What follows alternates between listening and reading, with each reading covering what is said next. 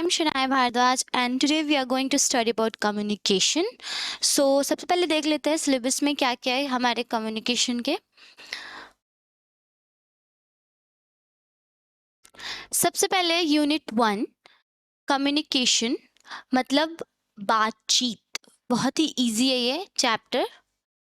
So basic of communication मतलब communication का basic क्या है। इंट्रोडक्शन, सबसे पहले कम्युनिकेशन को कहते क्या है, उसके मीनिंग, उसके डेफिनेशन, वो किस तरह से वर्क करता है, उसके काफ़ी सारे एलिमेंट्स भी है और फीडबैक डेफिनेशंस, मतलब ये सारे जो चीज़ें हैं वो हमें पढ़ने हैं हमारे कम्युनिकेशन चैप्टर में। उसके बाद कम्युनिकेशन कितने तरह के होते हैं, लाइक अगर हम लोग कुछ भी पढ़ते हैं तो उसमें हम लोग डेफिनेशंस के साथ साथ उसके कितने टाइप होते हैं वो भी पढ़ते हैं। तो उसी तरह से टाइप्स ऑफ कम्युनिकेशन क्या होता है, तो कौन कौन से टाइप्स ऑफ कम्युनिकेशन है यहाँ पे दिया हुआ है। Formal, informal, verbal, non verbal.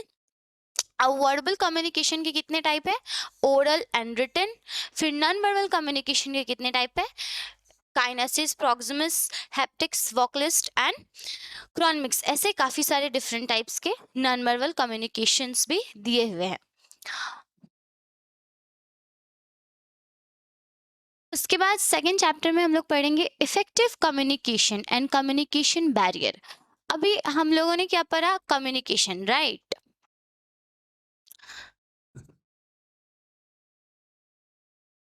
Communication मतलब बातचीत। कम्युनिकेशन मतलब क्या होता है, बातचीत। जैसे कम्युनिकेशन बातचीत, जैसे मैं आपसे बात कर रही हूँ या आप अपने किसी फ्रेंड से बात करते हो या आपके फ्रेंड किसी से बात करते हैं या फिर आप कभी जाते होगे किसी यू नो लाइक किसी नेता का भाषण सुनने या फिर फोन चलाते हो, यूट्यूब वगैरह देखते हो, तो वो भी एक टाइप का कम्युनिकेशन है। कम्युनिकेशन का एक छोटा सा डेफिनेशन मैं यहाँ पे आप लोगों को बता देती हूँ, कुछ याद रहे ना रहे, ये याद रहेगा तो आपके हर एक एमसीक्यूज भी बहुत अच्छे तरीके से बन जाएंगे। That exchange of message through one और मोर देन टू पर्सन। ठीक है, एक्सचेंज ऑफ मैसेज, बस इतना याद रखना है, इतना लंबा जाने की जरूरत नहीं है। छोटा सा डेफिनेशन याद रखना है, एक्सचेंज ऑफ मैसेज मतलब कि कभी भी हम लोग अगर अपने थॉट्स को, अपने बात को अगर एक दूसरे से एक्सचेंज करें, एक दूसरे से बांट रहे हैं, तो उसको हम लोग कहते हैं कम्युनिकेशन। अब कम्युनिकेशन के टाइप्स हम लोग ने पढ़ लिया। कौन कौन से कम्युनिकेशन के टाइप हमने पढ़ा था,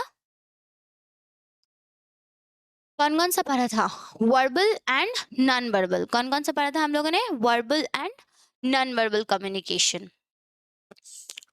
अब वर्बल और नॉन वर्बल कम्युनिकेशन होता क्या है ये हम लोग आगे चल के पढ़ेंगे, बट फिलहाल सिलेबस देख रहे हैं तो सिलेबस में हम लोगों को देख लेना है कि कौन कौन से टॉपिक्स हम लोगों को कवर करना है। ठीक है, उसके बाद effective communication and communication barrier. अभी इफेक्टिव कम्युनिकेशन क्या होता है, मतलब कि कौन ऐसे किस तरह से हम लोग जब बातचीत करेंगे तो वो बहुत ढंग से होगा और बहुत अच्छे तरीके से होगा।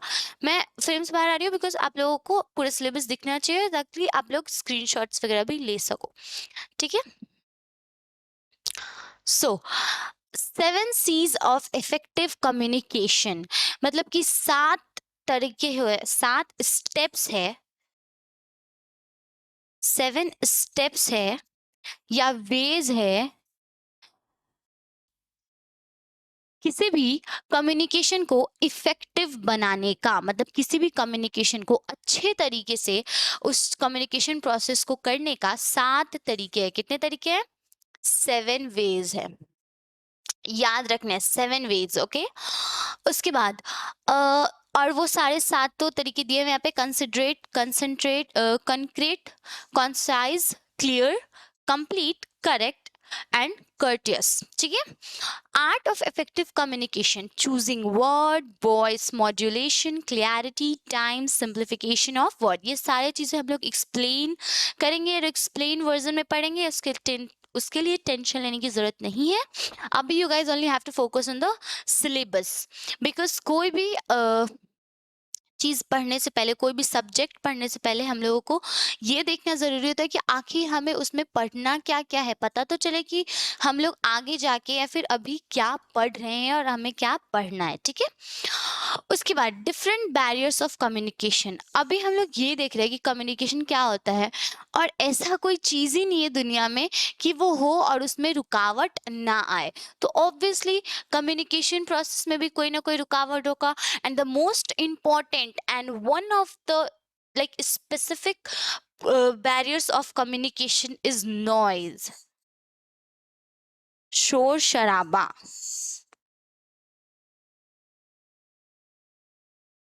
क्या होता है? शोर. शोर मतलब नॉइज. ठीक है.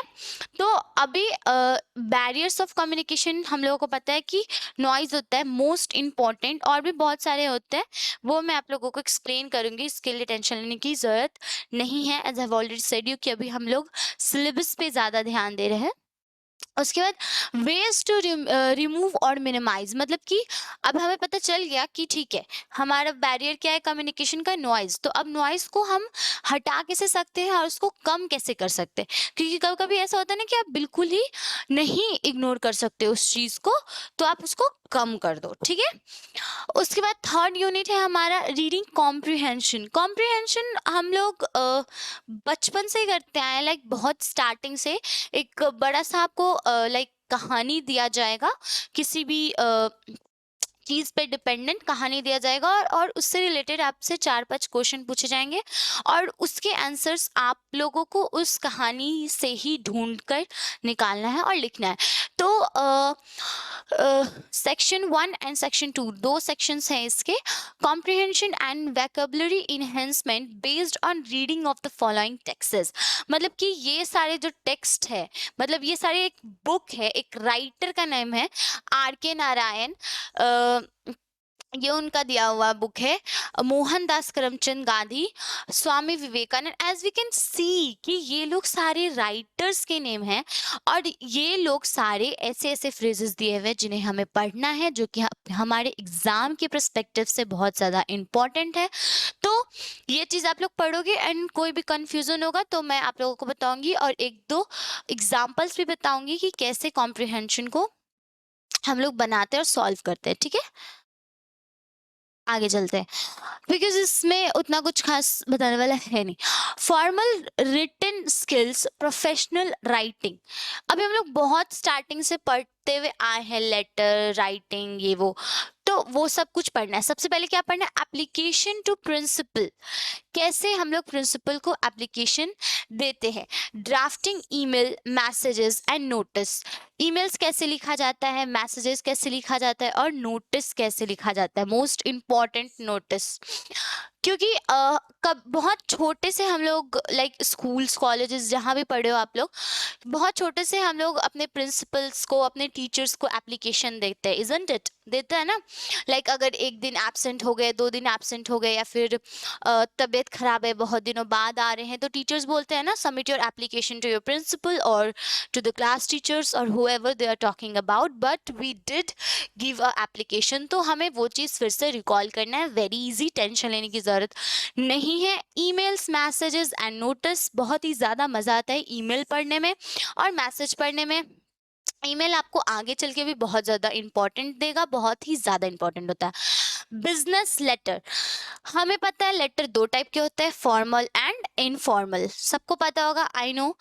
तो बिजनेस लेटर पढ़ना है, इसमें इंक्वायरी लेटर पढ़ना है, order, complain letter, adjustment. Tension लेने की जरूरत नहीं है, सारी चीज़ों को ब्रीफ वे में एक एक करके आप लोगों तक पहुंचाया जाएगा और बताया जाएगा, और कोई भी कंफ्यूजन हो, प्रॉब्लम हो, तो उसको सॉल्यूशन भी आप लोगों को अच्छे तरीके से दिया जाएगा. उसके बाद applications, official letter writing, report writing. ठीक है. तो ये सारी चीज़ों पे हमें ध्यान देना है, और आगे भी हम लोग ये पढ़ने वाले हैं, तो उसके लिए टेंशन लेने की जरूरत नहीं है. ठीक है. उसके बाद ग्रामर, ग्रामर बहुत ज़्यादा इम्पोर्टेंट है। वैकेबलरी ऑफ कॉमन वर्ड्स का वैकेबलरी क्या है? वैकेबलरी मतलब बोलने का तरीका। फॉर एग्जाम्पल पता है आप लोगों को हमारे इंग्लिश में और जो अमेरिकन इंग्लिश होते हैं उनके एक्सेंट में बहुत ज़्यादा डिफरेंस होता है। I am not gonna go in a deep दो, बट जस्ट मैं आपको ओवरव्यू बता देती हूँ कि बहुत सारे ऐसे वर्ड्स हैं जो आप उसको अलग तरीके से बोलते होगे और मैं अलग तरीके से प्रोनाउंस करती होंगी। फॉर एग्जाम्पल हम लोग बोलते हैं ना फोटोग्राफी, तो वो होता है फोटोग्राफी, आप लोग बोलते हो फोटोग्राफी, बहुत तरीके से बोला जाता है, ठीक है। तो हमें देखना है कुछ कॉमन वर्ड्स के वैकेबलरी, ठीक है। One word substitution, common idols and phrases. Idols and phrases तो बहुत ज्यादा इजी है। और एक वर्ड, जैसे एक सेंटेंस को किसी भी एक वर्ड में डिफाइन करना, उसको बोलते हैं वन वर्ड सब्स्टिट्यूशन। ये सारी चीजें आप लोगों को बहुत ही अच्छे तरह से बताया जाएगा, लिस्ट दिया जाएगा द इंपॉर्टेंट वंस का, उसका टेंशन नहीं लेना है। Uses of synonyms and antonyms, विलोम शब्द पढ़ रहे हो ना भाई। Parts of speech, simple sentence, question, adding question tag, removal too, exactly, very important.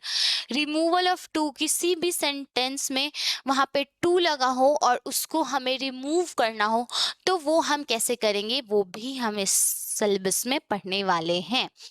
Active voice, passive voice, direct speech, indirect speech in case of simple sentence and question, ये सारी चीजें हम लोग पढ़ने वाले हैं। बहुत ही ज्यादा मजा आने वाला है। और कोई भी कंफ्यूजन होगा तो कमेंट बॉक्स में आप लोग बहुत ही इजी वे में लिख सकते हो और बहुत ही अच्छे तरीके से आप लोगों को बताया जाएगा। उसके बाद यहाँ पे हिंदी का सिलेबस स्टार्ट है, तो मैं आप लोगों को इंग्लिश में ही पढ़ाने वाली हूँ। So yeah here we are done with our syllabus वाला चीज, ठीक है। चलो ठीक है, रुक जाओ एक सेकेंड। आप लोगों को मुझे कुछ दिखानी है। ओके, इसमें देखते हैं। ओके, सो मैंने ये पीडीएफ को वापस इसलिए निकाला बिकॉज मैं ये बताना चाहती हूँ कि ये सारे जो राइटर्स है ना, ये सारे कॉम्प्रिहेंसिस आपको बनाने हैं। These are very important writers and इनके कॉम्प्रिहेंसिस बहुत ज़्यादा इंपॉर्टेंट है। ये बस ऐसे ही सिलेबस में नहीं दिया गया है, these are very important ones, ठीक है। So that's it, we are done with our syllabus, ठीक है।